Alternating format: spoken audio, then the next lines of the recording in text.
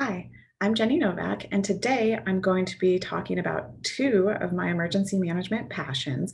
One, developing interactive preparedness outreach events, and two, facilitating effective community recovery into one presentation where I'm going to focus on the underlying theme, which is utilizing interactive and engaging approaches. So before I get into it, I want to talk a little bit about the context of where I'm coming from as a California emergency manager in 2020. So this slide depicts the state of California and areas that have burned between 1910 and 2019. That means it's already a little bit outdated, and I'll go into that in a minute. But you can see some of the statistics on the side here that show that almost 7 million acres have burned just since October 2017. And that's pretty much a very similar number to what burned for the previous 10-year period before that. So that's 3 years versus 10 years. The last 3 years have been just as bad as that previous 10 years. And then just this year in 2020, we already have burned over 3 million acres, and new fires just started this weekend. So I think that number is already probably getting closer to 4 million. And that's just in the past 3 months between July and September. Our wildfire season is just getting started here. So this is definitely a hot topic. This map shows now an addition of some of the larger fires that have happened in 2020.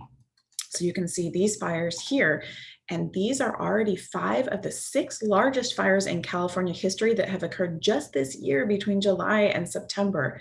It's kind of mind blowing that we are on this trajectory where it's just getting worse and worse and worse. Every year we say unprecedented, and then the next year just blows that year away. So the time between when the Cedar Fire was the largest in California history and when the Thomas Fire overtook it as number one, 14 years. And since the Thomas Fire got overtook, it was a matter of months, not even 1 year. And now that has happened again already this year with the August fire.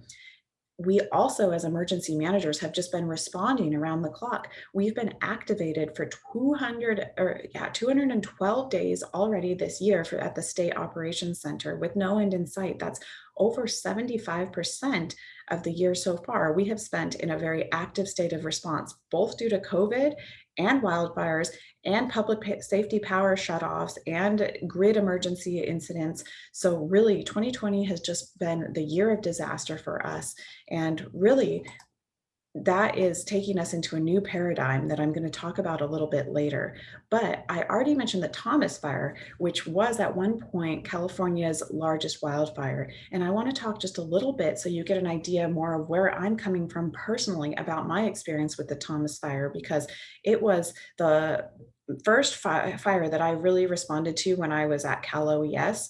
And it was a major incident, and it occurred in December, which traditionally isn't thought of as maybe wildfire part of the year. Here in California, that's usually the fall for us, but this happened in a month where a lot of people would think that was the winter. So I first heard about the Thomas Fire on Twitter, actually, and I got the call from my manager a couple hours later, and it was late in the evening, probably about 10 o'clock at night, saying that I needed to go, and I needed to go now to help support the Ventura EOC. So I made a 90-mile trek from my house in Long Beach up to Ventura.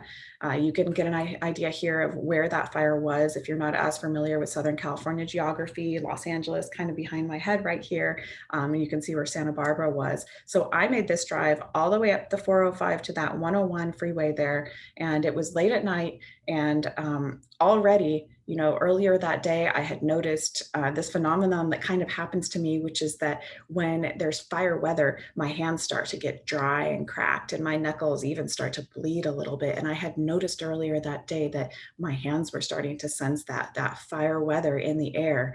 And as I got in my car, it really became evident to me just how windy it was. This fire occurred during one of our signature Santa Ana wind events, which I understand are like the Chinook wind events in Colorado, where it's these dry winds, super low humidity, just that bone dryness in the air. And as I was driving up the freeway that night, those winds were really pushing on my car, and I had to work to study my lane positioning on that drive. And I'll never forget this drive because as I got to the top of the Conejo Grade, there's this precipice there that you usually have this beautiful vantage point with the Pacific Ocean and the hills in the background.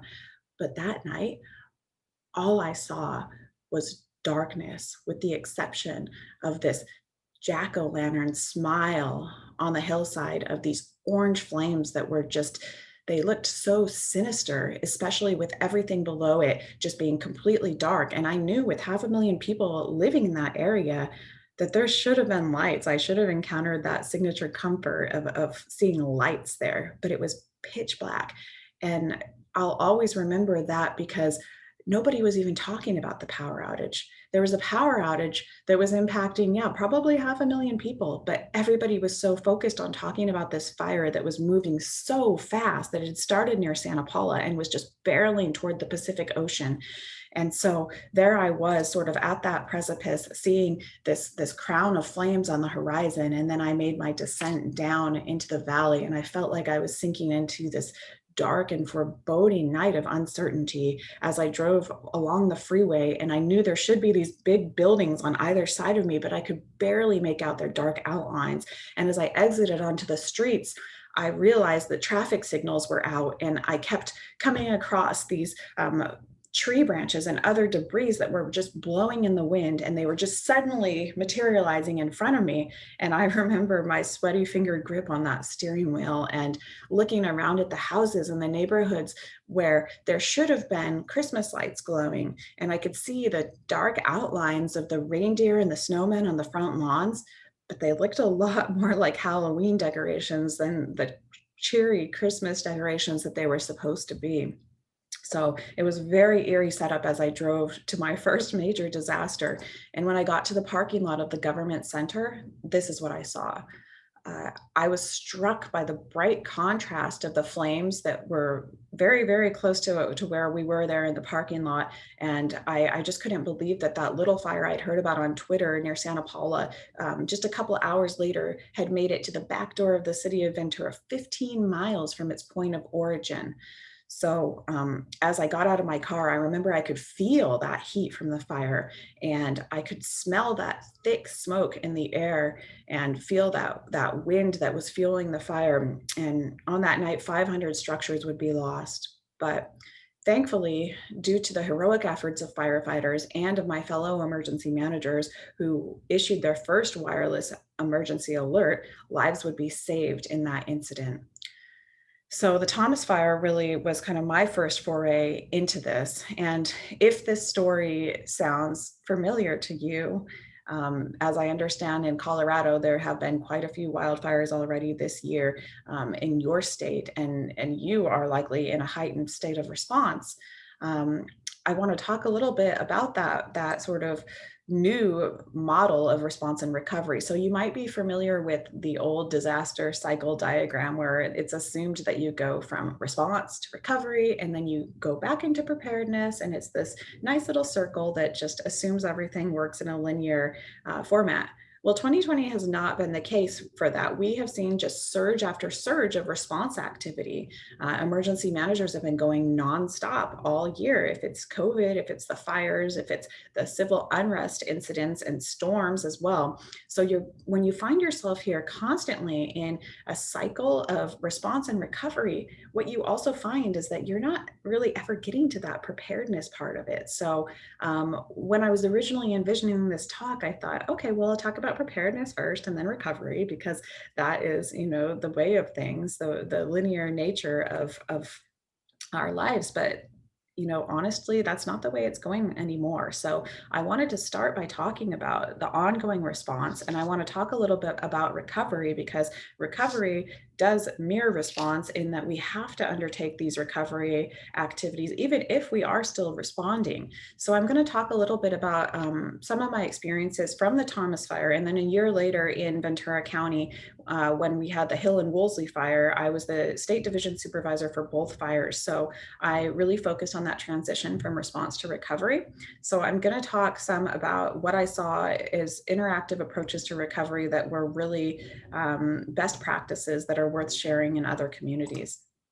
So here's a conceptual model that I developed when I started thinking about this and what made these best practices, what made them very effective. There's a few key elements. One, humanize the situation. So never forget that these are people who have lost everything in the wildfire, that these are human emotional lives that you're interacting with. It can sometimes be easy to just look at statistics, but these are people, and we need to think about people first as we're developing response, recovery, preparedness. You want to appeal to somebody on an emotional level because they'll be much more likely to listen to you. Another is that sharing stories fosters resilience. So, giving people who have gone through these life changing incidents an opportunity to share their stories with one another and to connect about maybe things that they have done differently, different experiences, but with that common thread that they were all around this disaster, that promotes healing and fosters a community resilience where people can kind of share these emotions and get them out there. Another is the place identity itself. So people tend to really strongly connect with their community, and that's why in the event of a lot of these type of disasters, you see campaigns like we had Ventura Strong, or there was also a mass shooting there in Ventura in the city of Thousand Oaks right before the second wildfire started. That same day, actually, there was a mass shooting at a bar and grill, and so we started using the hashtag Thousand Oaks Strong, and you'll see this, New Orleans Strong. Lots of different communities that have been impacted by disasters really tend to rally around that place that brings them together. And thinking about that physical location and how that can be recognized and weaved into your recovery processes is really important. And finally, as much as possible, if you can be that connector and that mechanism that helps to match a need with a surplus, that's really going to help promote an interactive recovery. So often people want to help. They either have time, they have money, or they have stuff that they can contribute. And there are others that are in need. But sometimes what's missing is how to match those two things, that existing need with that surplus is a really important part. So keep all of these things in mind as you think about recovery, as I know that many of you probably will, since you have been in heightened state of response this year. And one way to make that happen is the establishment of long-term recovery groups. So in both of these instances, we were a presidentially declared major disaster. So we had FEMA's voluntary agency liaisons come out to help us establish a long-term recovery group. So this is mostly non-governmental organizations. So you've got your typical players, the American Red Cross, the Salvation Army, some of faith-based organizations such as the Southern Baptist that have very active disaster assistance programs, local resources like a 211, other national organizations like Meals on Wheels, Habitat for Humanity, and then you likely will have grassroots NGOs that might pop up just for the disaster. We had a couple, Thomas Fire Help, 805, Local Love Project, these things that they came up because they saw the need and they wanted to help. So a long-term recovery group develops a coordination mechanism for all those groups to come together, and that way they can work on shared case management. They can share what they're doing to make sure that we're not duplicating efforts and that all the different activities are coordinated. So that's what we did with this group. Things like navigating your insurance workshops, like this flyer shown here. There were just so many things that this group did. So I definitely recommend this structure and model. So here are some of the community healing events that I saw in Ventura that were really good and interactive. So one, capitalizing on the time of year. So we had structures lost around the holidays, around Christmas time, and the long-term recovery group organizations brought together survivors into what they called a holiday bazaar, where they could do shopping, but with donated goods from local businesses. So they would go in and they would get to shop, but they would get to do it for free. So it was this great way to kind of promote healing in the holiday sort of environment and focus on the local place identity, small businesses. And what you see in the middle is a photo of the memorial that was created for the victims of that mass shooting that I mentioned. So this is a symbolic place that allows people to physically gather and come together and honor those lives lost. There were 12 water jets here to represent the 12 victims that lost their lives. There are also pavers, 248 pavers to represent the survivors, as many people were fortunate enough to escape with their lives that night. And then you also see here on the far right a picture of a book called From the Fire, which was a way to have community members share their stories. So this book was published by someone in the local community, and it's just a collection of stories of how people evacuated during those first few scary nights, and where they ended up and how they got back, and where they were in the rebuilding process. And this was a great way for people to share their stories and then to read stories of others and feel inspired by that community hope and healing. And additionally, not pictured here, but for matching a need with a surplus, there was a great example. We had a secondary hazard, a major debris flow that happened in Montecito, which is the county just north of Ventura. But that really impacted Ventura because so many people drove across Highway 101 to get there for their jobs or for doctor's appointments. The detour was 5 hours to get around that when that mudslide occurred because of just the topography there next to the Pacific Ocean. It's just not easy to get around on the ground in a vehicle. So we had local private pilots that actually volunteered their time and their equipment to be able to transport people that needed to get across, people with critical medical appointments who might have actually died if they hadn't had some assistance. And then the doctors and nurses providing those services, first responders, and other critical members of the community that needed to get across. So that was an amazing example of matching a need with a surplus. Additionally, we saw this camp being organized for survivors, children survivors of the fire. So this gave kids an opportunity. It was a day camp to get together with others that had gone through this really kind of traumatic experience and to reflect on it. Here you see a wall of memories, and the kids were able to draw some of their experiences with the fires. You see some of the flames, you see shelter depicted, grabbing what they needed before the fire. So children are often kind of an afterthought, but they're a really, really critical part of society, and the same formats that we use for adults don't work for children. So you need to think in a targeted way when you want to work with different segments of your society. And then also another segment that you might not think about enough is yourselves as responders to this, as people that are hearing story after story of loss. And what impact does that have on you as an individual? So this workshop was put together by the Presbyterian Disaster Assistance, and they came, and it was a very interactive format for us to really reflect on what we were doing, to think about our personal mission statements, to recognize our own contributions, and spend some time looking sort of inward rather than all the outward focus that had been done on the community. We actually were also writing a letter of gratitude to ourselves that they then mailed to us several weeks later. And that was really an amazing thing to get that in the mail. And it helped to heal as somebody that had been just involved with disaster after disaster in that community. So these are some great examples from recovery, but should we ever be able to get back to a stance of preparedness, what can we do about all of this to really get people thinking about these disasters before they hit home in their own community? What can we do to boost that preparedness? Well, community preparedness fairs is one way that maybe we could do that, right? This is something that's very common. It's something that's seen in the industry all the time. It's kind of a simple way to check a box in your organization. You've organized one of these fairs. You can say that you've touched maybe 500 people with your message. That's great, good statistics and all that. But I just can't, in good faith, advocate for community preparedness fairs. Although I know how much work goes into them, they're a little bit lazy. I don't know how many times I've gone to one of these and just looked around and seen people at their booths scrolling through social media, kind of wondering, is anybody going to come and get one of these flyers? Maybe having a conversation with some people, but likely not.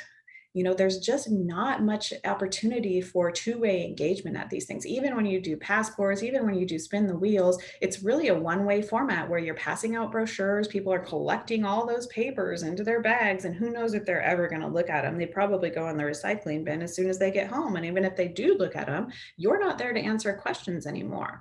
So, I want to tell a story because I don't think that we can keep doing what we've always done and get the message across. And I thought that we were doing a good job. Here in California, our big message with earthquakes is drop, cover, hold on. I feel like it's been plastered all over every billboard. Well, I was recently at a doctor's appointment, and my doctor asked how work was going. I mentioned an earthquake preparedness event I had just done. And then my doctor, who I entrust with critical medical decisions, he's an active member of his community, a renowned research scientist, says to me, Well, you're supposed to get in the doorway, right? So if he's not even hearing the message, somebody that's actively out there in the community, then it's a pretty good sign that a lot of people are not getting the message. So we need to stop doing what we've always done, which is these preparedness fairs, and to start engaging with people in a way that's going to spark action. We need it to get creative in order to really move that needle on preparedness. So here's some focus on interactive methods and what this really means. And some of this can be applied to the recovery I already just talked about. It needs to be a two-way street where the educator and the student have an opportunity to have dialogue back and forth. You need an opportunity to engage with the material. As many of your senses as you can use as possible is great. So tactile things, exhibits that they can kind of play with and interact with. Quizzes are another really great thing, because when people get a question wrong, they're often going to be much more curious and pay a lot more attention to what the correct answer is, rather than if they just read it on a brochure and they're like, oh, well, I already knew that. Even if they didn't, they're probably going to internalize it a lot more when they find out that they actually didn't know it because they got an answer wrong on a quiz. So that's a good opportunity. You want to challenge people in real time, and you can have an opportunity to develop critical thinking through these approaches, where it's not just what goes in a preparedness kit or where the evacuation zones are, but why. Explain that to people, and then it's not so much a matter of memorizing the information, but taking those concepts and developing that critical thinking that allows them to then apply similar concepts outside of that specific situation. So if they understand, high density, lack of egress, topography that drives wildfire evacuation zones, they might be able to recognize that even in areas they're not familiar with. Also, interactive methods give them an opportunity to engage with trusted leaders. So when we're issuing an emergency alert, already they're going to know who it's coming from and say, oh yeah, okay, and maybe be a lot more likely to listen rather than spend time delaying and milling and wondering, do I really trust this alert? Is this fake news?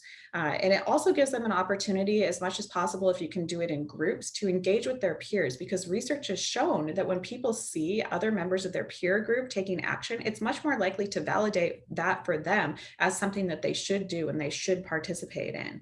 And it also, as much as you can, to tailor that campaign to the specific element of the community you're looking at and create a personal sense of relevance is really important, because one size just does not fit all, and you need to make it as honed to that segment of the population as possible. And maybe working with community champions in that group to do so is really a good method. So with this in mind, I created what I call my formula for fun emergency preparedness messages, because some people think this stuff is dry and boring, but it doesn't have to be. So one of the ingredients in my formula is the interactive method. We already talked about that a little bit, but some examples might be scavenger hunt, board games, escape rooms. You see all these things here. Also pairing that with what is our fun element, the pop culture theme. So that can be really anything that might be a good idea for a party. So zombies, Hawaiian luau, different decade themes. There's lots of great room for creativity here. And then that third piece is pairing it with a specific preparedness message. Well, it might be tempting to try to give them the entire toolbox and say, here you go, this is all of our messaging. It's overwhelming, and you're really going to have more success if you hone in on that specific message and really make your preparedness outreach campaign on one of those pieces. And you can always develop more later that focus on some of your other messaging.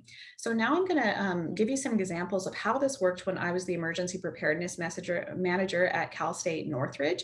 And I was working specifically with students on this. So that is the kind of key element of society that I focused on here. So the first thing that we did was a zombie preparedness scavenger hunt. So we always did this around Halloween, kind of this time of year. We'd use spooky teasers like this poster you see here. We had zombie makeup for the participants and the volunteers that were helping. We really tried to create an immersive environment as much as we could. And what this event did is it basically challenged students to prepare for the zombie apocalypse by creating these starter disaster preparedness kits, because if you're prepared for the zombie apocalypse, you're prepared for for pretty much anything, earthquakes, wildfires, storms, you name it. So we partnered with a lot of different departments on campus to offer branded items that could go into a preparedness kit. So the Student Health Center offered Band-Aids, the Career Center offered hand sanitizers, athletics offered rain ponchos, all different kinds of things like this. And it alleviated some of that burden on the emergency management budget because others were contributing. So we were able to create much more robust kits. So if students went around to all these locations and they built their kit and they got stamps on their little card and then brought it back to our main checkpoint, then they'd be entered into a contest, a drawing to win a grand prize, which was all fun, like Halloween themed things that you see here. So here's some more photos from the event, a picture of some of the branded items that went into the kit, the zombie makeup. We had a Snapchat filter the second year that was very popular. And we had a lot of success with this incident or event. We were able to show that over half of the participants visited a brand new location on campus today, which wasn't just speaking to the preparedness of creating the kit itself, but preparedness in the sense that now the students were more exposed to what that campus community had to offer and more connected and dialed in with campus resources like the health center, like the career center. And overall, that has been shown to boost community resilience. So this was sort of an underlying theme of the incident. And we also showed that almost 80% never had a disaster preparedness kit before participating. So this was really an underserved part of the community. There was a great need that we were filling with this program. So because of the statistics and the fun nature of the incident, we were actually awarded by FEMA an individual and community preparedness award called Awareness to Action in 2016. And I was able to go to the White House to accept this award, which was really a neat experience. And ever since then, we've been sharing that program with other universities all around the country that have also had a lot of success. I think it would also work in other formats, maybe in like a small business district, downtown areas where you could get those businesses participating anywhere where you've got kind of a geographic area that people can move around. It's a really great concept, and please feel free to steal it. So we also wanted to build on this success by doing something different. So we decided to build an earthquake themed escape room. And we had a big earthquake in Northridge in 1994. So our fun theme for this was 90s. That was kind of our pop culture theme. So we wanted it to kind of be a throwback to that. So there was that. And then an escape room was our interactive format. And if you're not familiar with that, those are a game, a live action game that's becoming more and more popular. Usually they're about an hour long. You can go with your friends or coworkers. Sometimes corporations send their people there for team building. And you are challenged with a series of puzzles around a common theme to escape the room or kind of beat that game. And so you have a timer, usually an hour. And if you complete all those actions, then you win. So ours was similar, but it was only 9 minutes because we wanted to maximize the number of kids going through the game. And they were able to solve a series of puzzles that were related specifically to earthquakes. They actually practiced mitigation strategies such as strapping heavy furniture to walls, putting putty on the bottom of small breakables. And then at the end, they were challenged by our moderators would play the earthquake early warning sound, which would then trigger them to take the protective action of drop, cover, hold on. So it was also kind of a drill in that way. And we know that muscle memory is really critical when it comes to building those skills so that people will know immediately what to do during a disaster. So this was really, really fun. And we had a lot of great success with that. We paired it with an educational, very short lecture from our geology professors and our American Red Cross partners that just clarified the message, just in case it had been confusing at all. We wanted to make sure it was clear.